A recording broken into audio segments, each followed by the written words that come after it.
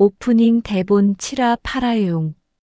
전동차 차량기지에서 발견된 충격적인 증거. 권총 모양으로 굳어진 절단된 손목. 이것은 단순한 살인이 아니다. 파라핀 보존 기법. 플라스티네이션 기술. 완전히 제거된 지문. 고도로 훈련된 자의 소행. 국과수 고은희 박사가 밝혀낸 단서. 복합골절로 기능을 잃은 액세서리 손. 그 손의 주인을 찾아라. 그리고 같은 시각, 북한 해커 조직 라자루스의 악성 코드 공격. HOTSPRING. EXE. 총 대신 코드로, 미사일 대신 악성 코드로 침투하는 적들. 국정원 안에 숨어있는 이중 스파이 이은아. 그녀는 강대범의 눈가에서 눈곱을 떼어주며 아무렇지 않게 미소 짓는다. 미녀 스파이전. 그녀는 당신이 생각하는 그 사람이 아니다. 이 이야기가 마음에 드신다면 구독과 좋아요 부탁드립니다. 미녀 스파이전 7화 오디오 대본. 복합골절 파라핀 손 임자는 밤이 되자 비상등이 켜진 채 경찰 통제선 안에서 붉은 조명이 깜빡였다. 사건 현장은 마치 거대한 연극 무대처럼 부산하고 혼란스러웠다. 곳곳에서 터지는 카메라 플래시와 경찰 무전 소리가 뒤섞여 긴박함을 더했다. 사진 기자들은 셔터를 누르기 바빴고 경찰 요원들은 출입을 통제하며 바쁘게 움직였다. 그 가운데 마 반장이 현장 통제의 목소리를 높이고 있었다. 그의 얼굴에는 피로와 함께 짜증이 역력했다. 차량 내 물건들 원위치 유지하고. 혹시 다른 유류품은 없어? 눈 크게 뜨고 찾아. 현재로선 없습니다, 반장님. 주변을 샅샅이 뒤져봤는데. 외곽부터 샅샅이 뒤져. 놓치는 것 없이 다 찾아. 단서가 될 만한 거라면. 먼지 한 톨이라도 놓치지 마. 이게 지금 단순 사건이 아니야. 국과수 요원들은 절단된 손목이 담긴 쇼핑백과 주변 유류품을 조심스럽게 수거해 갔다. 흰색 방호복을 입은 그들의 움직임은 침착하고 정교했다. 마 반장은 기자들을 따돌리고 장 형사에게 지시를 내렸다. 그의 목소리에는 단호함이 묻어 있었다. 장 형사, 차량 안 구석구석 다시 확인해. 시트 및 트렁크 하다못해 재떨이까지. 김 형사, 주변 상가 CCTV 전부 확보하고 다른 유류품 있나 주변 주민들에게 탐문해봐. 난 국과수 중간 결과 알아보러 간다. 서둘러. 예, 반장님. 국립과학수사연구소. 늦은 밤까지 꺼지지 않는 불빛은 이곳의 팽팽한 긴장감을 대변했다. 고은희 박사는 국과수 부검실에서 절단된 손목을 분석하고 있었다. 그녀의 눈빛은 흔들림 없이 예리했다. 엑스레이 사진과 혈흔 시료 분석이 동시에 이뤄지고 있었다. 차가운 금속 테이블 위에서 손목은 기묘한 형태로 굳어 있었다. 회의실에 마 반장과 국정원 소속 강대범, 윤준태가 도착했다.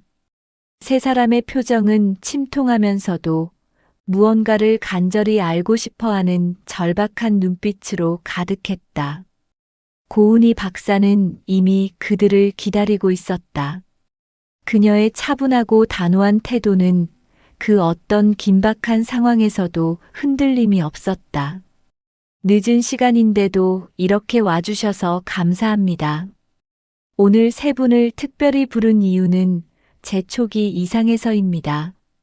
아니, 정확히는 이 손이 보내는 메시지가 너무나 섬뜩해서입니다. 고 박사는 담담한 어조로 말하며 엑스레이 사진을 대형 화면에 띄웠다. 사진 속 손목은 엄지와 검지가 마치 권총 모양처럼 기묘하게 뻗어 있었다. 그 섬뜩한 모습에 마 반장과 윤준태의 미간이 찌푸려졌다. 강대범의 눈빛은 더욱 깊어졌다. 이 손은 단순한 절단이 아닙니다. 마치 누군가에게 아니면 어떤 대상에게 메시지를 담고 있죠. 빵! 마치 총을 쏘는 듯한 형상. 누군가를 겨누고 있다는 아주 명확한 시그널입니다. 메시지라니, 그럼 이건 단순한 살인 사건이 아니라는 말씀이십니까? 혹시 스파이 소행이라는 말씀이십니까? 우리가 추적하던 북한과 관련된 강대범의 질문에 잠시 정적이 휩싸였다. 고 박사는 강대범의 눈을 똑바로 응시했다. 그럴 가능성도 배제할 수 없습니다. 단순히 우연이라고 보기엔 너무나 정교한 형태입니다. 그리고 더 충격적인 것이 있습니다. 이 손목 안에 파라핀 흔적이 발견됐습니다.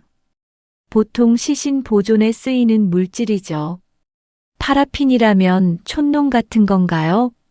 굳힌다는 말씀이십니까? 마 반장이 당황한 듯 물었다. 네. 정확히는 액체 파라핀을 혈관에 주입해 보존한 겁니다. 이건 단순한 부패 방지용이 아닙니다. 플라스티네이션 기법. 독일의 군터 폰 하겐스 박사가 개발한 시신 보존용 최첨단 기술입니다.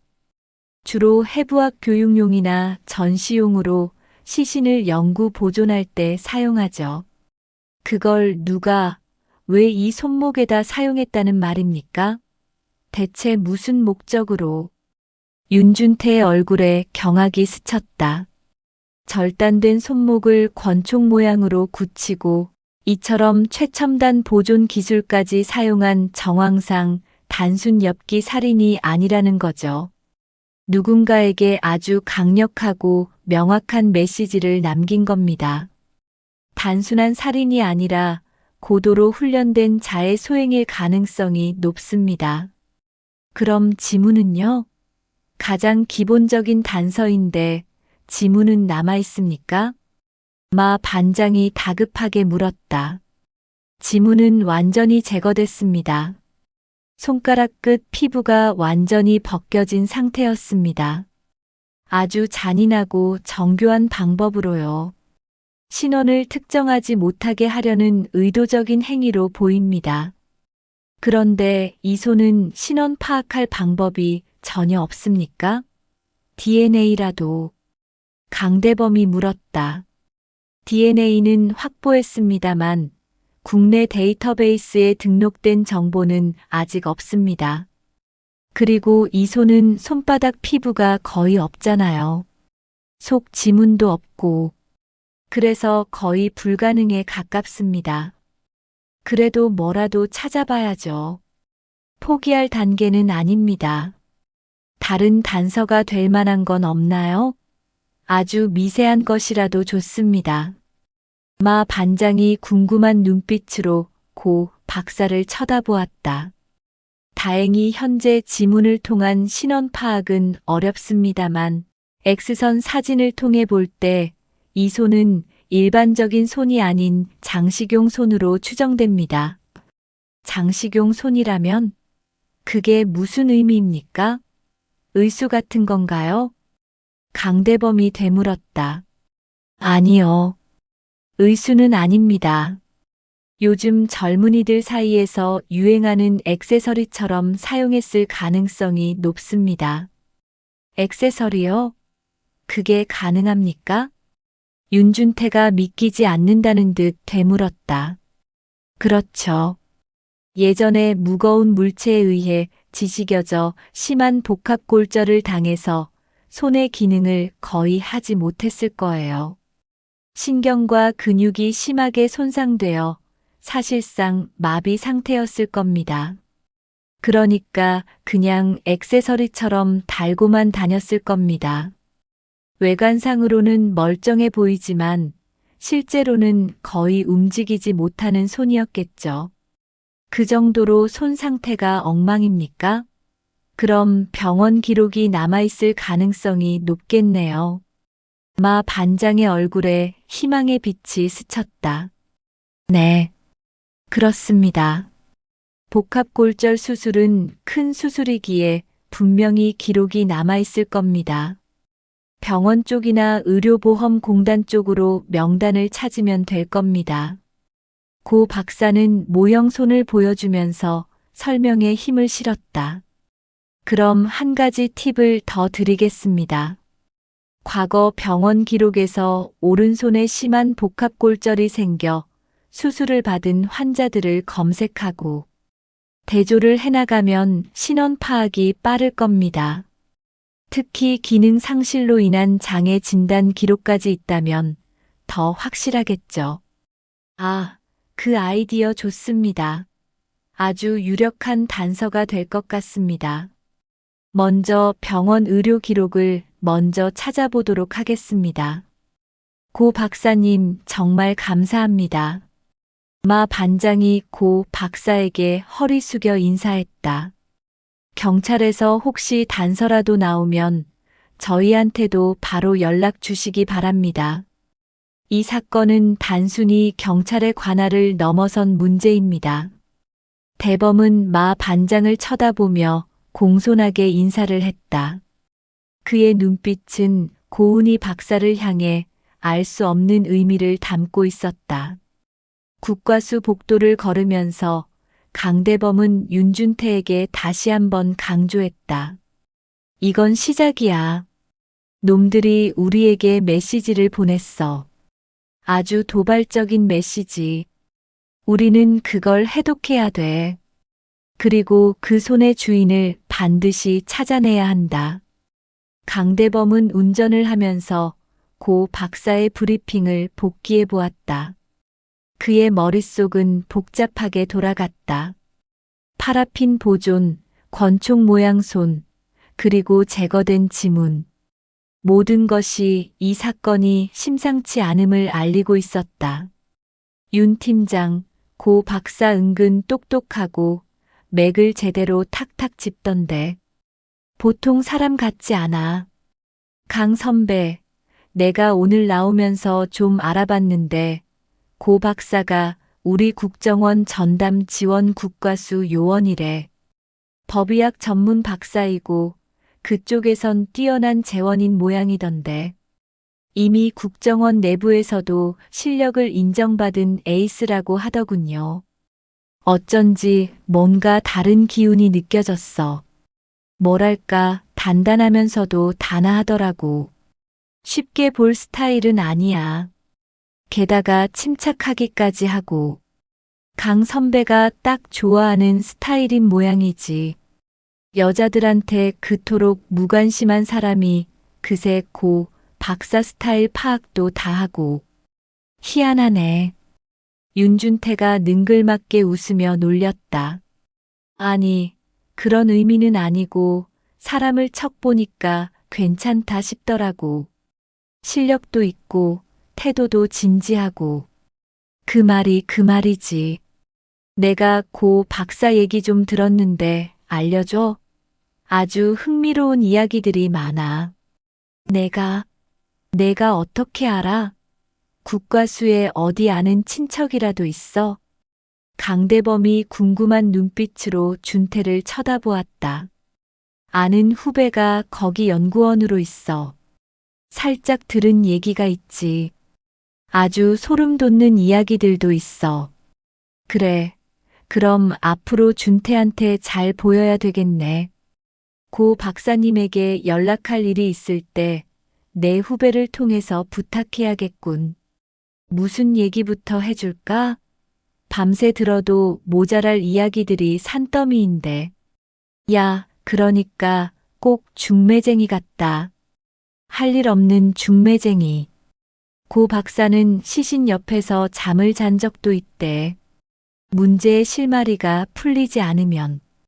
야, 정신적으로 문제 있는 거 아냐? 아니, 됐다. 다시 생각해봐야 되겠다. 그런 사람은 좀 부담스러운데. 강대범이 손사래를 쳤다. 그거 아니고 문제가 잘 안 풀리면 휴일날 사람들 거의 안 나올 때 부검실에 나와서 해답이 나오지 않는 시신 옆에서 밤새 잠을 청할 정도래. 시신이 말을 걸어온다고 생각한대. 그래서 해답을 찾은 적도 많다고 하더군. 야, 그건 좀 심하다. 여자가 무섭지도 않나? 강단이 보통이 아니네. 그리고 약품 냄새 나는 부검실 옆 사무실에서 짜장면도 잘 먹는데. 강심장이래. 정말 재미있는 캐릭터네. 뭔가 남다른 구석이 있어. 흔치 않은 인물이야. 한마디로 비위도 좋고 강단도 있는 여자야. 숱한 시신 부검에 이골이 나서 전혀 겁대가리가 없다는 거야. 게다가 미모까지 겸비했으니 완벽하지 않습니까? 강 선배? 야야, 겁대가리가 뭐냐? 얼굴도 이쁜 박사님한테. 말 조심해라. 선배, 지금 편드는 거야? 벌써부터 사심이 들어간 것 같은데? 평소라면 바로 태클 걸었을 텐데. 편은 무슨 편을 들어? 임무에 필요한 인재니까 하는 말이지. 오해하지 마. 아, 이 선배 웃기는 사람이네. 우리 원에 있는 판무 파탈 이은하한테는 시큰둥하면서 위험하다고 난리치더니 은하는 아끼는 후배고 그건 그거고 이건 이거지. 그런데 염하는 사람한테는 아니다. 장의사한테는 참 그것도 아니다. 시신 칼질하는 여자한테 매력을 느낀다고? 선배 취향이 이렇게 독특할 줄이야. 아, 뭔 개소리 하는 거야? 쓸데없는 소리 짓거리지 마. 운전이나 똑바로 해. 강대범이 윤준태의 머리를 쥐어박는 신용을 했다. 아, 이거 벌써 썸 타는 그림 나오는데. 내가 중간에서 다리라도 놔드려야겠네. 뭐라는 거야? 빨리 집에 가서 쉬기나 해. 괜히 헛소리 하지 말고. 준태가 갑자기 운전하는 대범의 팔을 살짝 잡았다. 고개를 기대면서 마치 대범이 들어보란 듯이 갑자기 고 박사 목소리 흉내를 내며 놀렸다. 그러게요. 국정원에서 연구 많이 해주세요. 대범 팀장님. 그래서 제가 우리 팀장님을 부른 거 아니겠습니까? 깍. A씨, 팔 치워. 팔 치우라고. 이 변태 새끼야. 그러다 교통사고 나. 너 때문에 집중이 안 되잖아. 대범은 준태의 느물거리는 말투에도 짜증은 내었지만 속으로는 묘한 웃음이 터져 나올 것 같았다. 세상 일이란 모르는 것이다. 고은이 박사 흥미로운 인물임은 분명해. 고은이 씨한테 다리 좀 놓아달라고 후배한테 전할게. 이거 벌써 뜨거운 밀당이 기대되는데, 선배. 아, 시간이 없잖아. 우리 다들 바쁜 사람들인데. 그런 쓸데없는 일에 신경 쓸 여유 없어. 선배, 이건 분명히 마음이 있다는 거네. 아니면 이렇게까지 발끈할 필요 없지. 매력은 있더라, 진짜. 저기, 빨간불. 기익. 강대범은 급하게 브레이크를 밟았다. 차가 멈추자마자 윤준태는 희죽거리며 강대범의 옆구리를 쿡 찔렀다. 강대범은 한숨을 쉬며 정면을 응시했다. 그의 머릿속은 사건과 고은이 박사라는 두 가지 생각으로 복잡하게 얽혀 있었다. 서울 한남동 국정원 전파감지센터. 늦은 밤 센터 안은 빗소리와 함께 감지 장비의 LED가 미세하게 깜빡이는 소리로 가득했다. 윤준태는 회색 맨투맨 차림으로 음파 변조기 앞에 앉아 있었다. 그의 눈은 모니터 화면에서 한시도 떨어지지 않았다. 형, 또 시작됐어. 이거 지금 세 번째야. 지난번 길림성 접선 때랑 똑같은 패턴이야. 강대범이 다가와 헤드폰을 하나 더 끼웠다. 그의 얼굴에는 긴장감이 역력했다. 몇 시부터지? 정확히 시간 간격은? 정확히 자정 넘어 12시 1분. 그전에는 아무 신호 없다가 갑자기 터진 거야. 15분 간격으로 송신되고 있어. 대범은 손가락을 까딱이며 모니터에 확대된 파형을 가리켰다. 딱 들어맞는 패턴이다.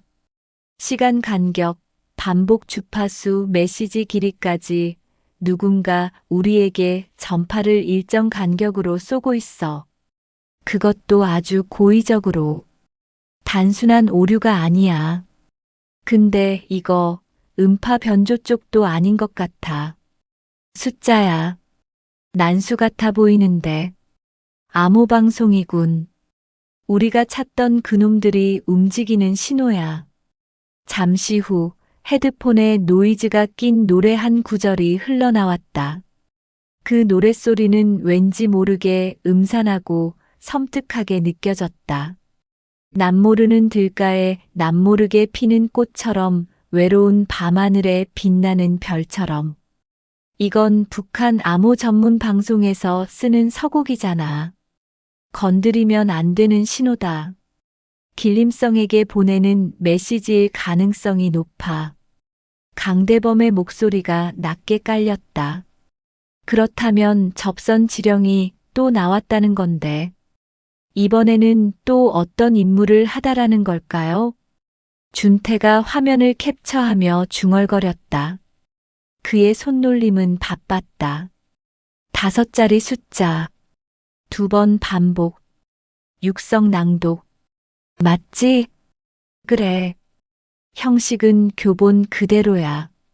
놈들이 이토록 교과서적인 방법을 쓰는 데에는 이유가 있을 거야. 특이한 건 2031호란 호출 부호가 또 나왔다는 거다. 지난번에 우리가 놓친 그 번호야. 2031호, 그게 그날 우리가 추적하던 접선 대상이었지. 그리고 그가 길림성과 접선하려던 인물일 가능성이 높다는 거고. 맞아. 그리고 또 나왔다는 건 그 대상이 아직 작전 중이란 의미야. 아니면 새로운 작전을 지시받았거나 그 손목 사건과도 연관되어 있을 수도 있어. 모든 게 연결되어 있는 것 같아. 대범은 국정원 내 암호 분석팀에 전화를 걸었다. 그의 목소리에는 긴박함이 묻어 있었다. 분석팀이야? 호출부 길림성 관련 자료 지난 5년치 다 뽑아봐. 누적 파일이든 복호 실패 기록이든 전부. 그리고 2031호 호출 부호와 관련된 모든 기록도 함께. 가능한 한 빨리. 이번엔 단 한 조각도 놓쳐서는 안 돼. 강대범의 눈빛은 밤하늘의 별처럼 강렬하게 빛났다. 새로운 작전이 시작되고 있었다. 같은 시각, 해화동 폐공장 지하.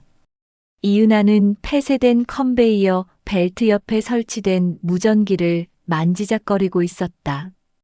기계음 없이 말 없이 작동되는 장비. 그녀의 손등엔 희미한 상처 자국이 남아 있었다. 그것은 나폴리에서 블라디슬라프에게 GPS 안료를 뿌릴 당시 갤러리 작업 도중에 생긴 작은 상처였다. 그녀의 귀에는 방금 전 전파 감지 센터에서 들었던 것과 동일한 북한 암호방송 서곡이 흘러나오고 있었다. 그리고 그 뒤를 이어지는 난수 숫자들. 그녀의 눈빛은 고요했지만 그 속에는 복잡한 감정이 뒤섞여 있었다. 접선 실패. 아르테미스 잠복 유지. 이은하의 입술이 미세하게 움직였다. 그녀는 무전기를 끄고 자리에서 일어났다. 폐공장의 어둠 속에서 그녀의 실루엣은 더욱 미스터리하게 보였다. 그녀의 머릿속에는 길림성 2031호 그리고 강대범의 얼굴이 스쳐 지나갔다. 이 모든 사건의 중심에서 그녀는 어떤 선택을 해야 할까? 그녀의 다음 움직임이 모든 것을 결정할 터였다. 미녀 스파이전 파라 오디오 대본. 악성 코드 핫스프링. EXE 공격. 강대범은 국정원 사무실 책상 위에 각종 수사 서류를 펼쳐놓고 있었다. 그 옆엔 플라스티네이션과 관련된 과학수사 서적과 실리콘 에폭시 관련 출력물까지 가지런히 정리돼 있었다. 고은희 박사의 말이 떠올랐다. 이 파라핀 손은 메시지를 담고 있어요. 대범은 벽면에 붙인 메모를 바라보았다. 그 위엔 권총 모양으로 굳어진 손가락 스케치가 걸려 있었다. 왜 하필이면 손가락을 그렇게 만들었을까? 그는 혼잣말을 중얼이며 펜을 들었다. 의도된 연출, 위험, 메시지. 팀장님. 수호가 문을 열고 들어왔다. 마 반장 쪽에서 복합골절로 수술받은 환자들 병원 기록 파악 중이라고 합니다. 그게 나와야 수사 범위를 좁히지. 10시 회의 있지? 네, 사이버 보안 관련 긴급 회의입니다. 요즘 북한 해커들 아주 활개를 치는군. 이번에도 121소 쪽 해킹 정황입니다. 대범은 눈을 비볐다. 피곤해 보이신다. 수호의 말에 웃음을 지어 보이며 어깨를 툭 쳤다. 서울 내곡동 국정원 사이버 수사국. 회색 계통의 브리핑룸엔 냉기가 감돌았다. 여느 때처럼 똑같은 조명, 똑같은 시계 소리. 그러나 오늘은 그 어느 날보다 공기가 무거웠다. 스크린 한가운데 해킹 로그와 함께 파일명이 떠올랐다. 핫스프링, EXE. 이번에 북한 해커 조직이 사용한 것, 코드 이름이 뭐라고? 국정원 사이버 분석실장 이정호는 책상 위 전파 탐지 로그를 훑으며 물었다. 책상 위에선 붉은 전파 탐지 로그가 전멸하고 있었다. 북한 라자루스에서 사용한 것으로 추정되는 악성 코드 이름이 핫스프링입니다. 정보 분석관 민 경삼이 자리에서 일어나며 브리핑을 이어갔다. 이것도 트로이몽마냐? 예. 외형은 평범한 보안 점검 툴로 위장돼 있습니다. 하지만 내부의 권한 상승 루틴과 쉘 코드가 포함돼 있고 감염되면 C2 서버로 자동 연결됩니다. 이정호 실장의 눈썹이 살짝 찌푸려졌다. 그의 오른손이 천천히 회의실 탁자를 두드렸다. 이거 현재 피해 확산 범위는? 현재까지 금융권 3곳, 통신사 2곳. 내부에선 아직 인지 못한 상태입니다. 피해 보고가 오기 전에 먼저 터질 겁니다. 30분 안에 분석 끝내. 대책 보고는 1시간 이내. 우리보다 언론이 먼저 떠들면 작전 다 무너진다. 잠시 정적. 조성태 국장이 한마디 했다. 우리 원에서는 킴수키와 정찰총국 탈륨 쪽 활동을 다층 감시하고 있어. 코드 분석 결과 기존 리포트랑 매칭되는 부분이 5군데 이상입니다. 확신합니다. 라자루스입니다. 분석관이 확신에 어린 눈빛으로 답변했다. 그때 옆자리의 전략기획팀장 송 과장이 입을 열었다. 지금 파악된 해커 조직 IP 대역은? 민 팀원은 리모컨을 눌렀다. 스크린에는 172.26, 211.024, 192.168, 82.027 같은 익숙한 범위가 떠올랐다. 여기 7번째부터 14번째. 고정된 C2 통신 대역입니다. 막으면 우회하고 또 막으면 다크웹으로 우회합니다. 정말 끝없는 싸움입니다. 킴스키, 탈륨, 그리고 라자루스까지. 요즘은 이놈들이 암호화폐 해킹으로 엄청난 돈을 벌고 있다고 하지. 이정호 실장은 웃지 않고 말했다. 핵 개발, 미사일 개발 자금 등을 확보하기 위해 국가 차원에서 움직이고 있습니다. 최근 미국과 EU 대상 해킹도 이와 유사한 코드 베이스입니다. 그렇다면 이번 공격도 사이버 머니 탈취가 목적이다? 그럴 가능성 큽니다. 위장된 전자결제망 침투 루트가 하나 보입니다. 중국 서버를 통해 들어와 국내 거래소를 거쳐 해외로 세탁하는 방식입니다. 이거 정부에 보고했나? 예. 행정안전부와 금융보안원에 전달했습니다. 관제 시스템 등급 상향 권고했고 C2 서버 도메인도 긴급 차단 리스트에 올렸습니다. 이정호 실장은 한동안 말이 없었다. 좋아.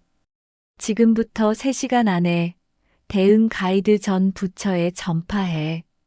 언론보다 우리가 늦으면 이번엔 작전이 아니라 망신이다. 예, 실장님. 그리고 그는 한 줄기 불 꺼진 화면을 바라보며 조성태 국장이 낮게 말했다. 이 정도면 어려운 싸움인 건 잘 알지만 이미 적들은 총 대신 코드로, 미사일 대신 악성 코드로 대한민국을 침략했으니 우리 수사단에서도 각별히 신경 쓰도록. 연석회의에 참석한 수사단 요원들의 눈에 결기가 어렸다. 이게 현실적으로 막을 수 없는 싸움이라는 거 알아. 나가서 단서라고 찾아보고 당장 움직여. 조성태 국장은 직원들을 독려하듯 호령했다. 요원들 복도로 우르르 나간다. 톡톡. 대범은 누군가 자기 어깨를 두드리는 기척에 뒤돌아봤다. 강 선배님, 안녕하십니까? 오, 이은아, 잘 지내지? 예. 선배님, 잠깐만요. 이게 뭐지? 이은아의 가녀린 손길이 대범의 얼굴에 다가온다. 대범의 눈가에서 뭔가를 떼어주었다. 그리고 아무 일 없다는 듯 등 뒤로 손을 돌려 살짝 털어내는 움직임이 보였다. 왜? 뭐 묻었어? 아니요, 뭐가 있긴요. 이제 되었네요. 피곤하신가 봐요. 스킨십. 아주 자연스러운 스킨십이었다. 은하가 자상하고 포근하구나. 호출부호 장은영은 무심한 듯 하면서도 칼날을 감춘 스킨십을 했다. 아직까지는 아무도 그녀가 길림성을 찾던 호출부호 장은영인 줄 알지 못했다. 선배님, 요즘 컨디션 조금 나아지신 것 같아. 저도 좋아요. 응. 그래. 덕분에 요즘은 조금 나아졌어. 걱정 많이 했어요, 사실. 힘내세요. 미안하다. 밥 먹자는 게 세월이 2년이나 흘러버렸네. 충분히 이해합니다. 청계천에서 3군데나 찔려 크게 다쳤잖아요. 야, 창피하다야. 그 얘기 하지 마. 그리고 미안하다. 미안하긴요. 일단은 존경하는 강 선배님이 무사하셔서 그게 고맙죠. 뭔 존경까지? 그래, 또 보자. 수고하고. 사무실로 돌아오자마자 대범은 벽면 거울부터 보았다. 뭐가 눈가에 묻은 게 있었나? 그 사이에 또 눈가에 생긴 눈곱. 나중 의무실에 가서 약을 타야겠다. 참, 그러고 보니 은하가 내 눈에서 떼어준 게 눈곱? 설마 더러운 눈곱을 떼어줬다고? 그놈 보기보다 자상한 친구네. 대범은 은하를 자상한 마음을 가진 친구로 착각했다. 사실은 호출부호 길림성을 도운 조력자라는 사실은 전혀 몰랐다. 이은하는 무서운 여자임에 틀림없었다. 한치의 떨림도 없이 수사팀장 강대범에게 다가가는 저 배포를 누가 당하랴. 약간의 쫄깃거림도 없는 강심장. 그래도 은하의 마음 한켠엔 대범이 들어와 있는 것인가. 철저히 당의 명령에 따라 움직여도 여심 한켠에 자리 잡고 있는 강. 팀장이란 존재는 그물로 잡을 수 없는 바람 그 자체였다. 대범은 핸드폰을 들고 번호를 눌렀다. 화면에 떠는 국과수 고은희 박사. 박사님, 강대범입니다. 잘 계시죠? 어머, 강 팀장님 안녕하세요? 어쩐 일이세요? 뭘 좀 물어보려고 전화를 했습니다. 저한테요. 뭔 일 있나요?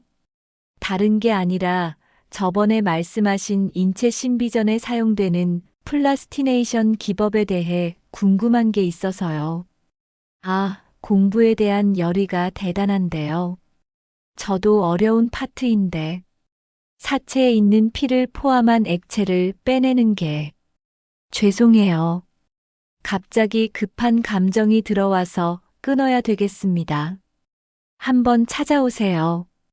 예. 바쁘시니 다시 연락드리겠습니다. 그렇게 대범은 고은희 박사와 첫 전화 통화를 했다. 띵동, 띵동. 밤늦게 퇴근한 준태가 아파트 벨을 눌렀다. 현관문을 열어주는 현영. 달려와 꼬리 흔들어대는 해피. 어라, 오늘은 반가워하네. 나보다 서열 높은 놈인데. 준태는 반려견 해피를 안고서 거실로 들어섰다. 서먹한 분위기를 깨는 데는 해피가 최고지. 시큰둥하게 쳐다보는 유치원생인 성현과 와이프 현영. 예고 없이 자주 계속되는 야근에 짜증이 난 표정. 성현아, 어제 아빠가 안 들어와서 삐친 거야? 성현이 입을 삐죽인다. 아빤 맨날 늦고 맨날 약속 어기고 왕짜증 나. 그럴만도 했다. 업무다 수사다 맨날 늦었으니까. 차라리 내 신분을 밝혀버릴까. 아직도 집에서는 내 신분을 모른다. 그냥 출판사에 열심히 다닌다고 했다. 가끔 집에 못 들어오면 출판 박람회가 있다고 둘러댔다. 지금 일산 킨텍스에서 준비 중이라고도 했다. 앞으로 아빠가 일찍 오도록 노력할게. 그래서 아빠가 일제 게임기도 사줬잖아. 준태는 성현의 볼을 어루만졌다. 애를 안고서 간지럼도 태우고 애정 표현을 했다. 성현도 간지럼에 웃으면서 아빠 볼에 뽀뽀를 해준다. 과일 쟁반을 들고 쇼파로 나오던 현영도 한마디 가세했다. 언제 당신이 성현이나 나한테 약속 한번 제대로 지켜본 적이 있었어? 그렇잖아도 성현이한테 기합받고 있는데 당신까지 왜 그래? 준태가 미안해하며 눈치를 살폈다. 슝슝, 삐리릭. 준태와 성현이는 게임기 앞에 나란히 앉아 게임을 한판 했다. 성현이 승리의 기쁨에 취해 두 손을 번쩍 들고 방방 뛰었다. 이겼다. 이겼다. 자, 이번엔 아빠가 좋아하는 게임인데 한번 해볼까? 준태 게임 내용을 전투 모드로 바꾼다. 화면에 나쁜 악의 무리들이 준태의 총에 머리통과 몸통이 쉴 새 없이 바람 구멍이 났다. 에이고 인간아.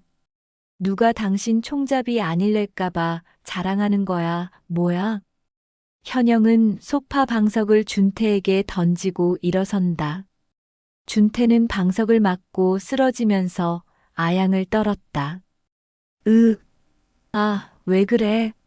성현이 하고 조금만 더 하고 금방 잘게. 모처럼 아들 성현과 몇 판의 게임을 했다. 준태가 쌓인 피로에 깊은 잠에 골아 떨어졌다. 지잉. 전화벨 진동음. 밤늦게까지 인터넷 서핑을 하던 현영이 핸드폰을 대신 들었다. 여보세요. 네, 안녕하세요. 잠깐만요. 여보, 전화 받아. 가끔 밤늦게 전화를 하던 출판사 직장 상사라는 인간이다. 현영은 준태를 깨웠다. 급한 일이래. 또야? 자다가 전화를 받아든 준태. 급한 호출이라는 걸 직감했다. 예. 아, 네, 알겠습니다. 바로 나가겠습니다. 현영은 여전히 컴퓨터 앞에 앉아 있었다. 주말 드라마를 몰아서 보는 중이었다. 여보, 나 잠깐 나갔다 올게. 또 나가. 그쪽 출판사는 쉬지도 않나? 이 야밤에도 꼭 호출해야 되나? 갑자기 일이 생겼다잖아.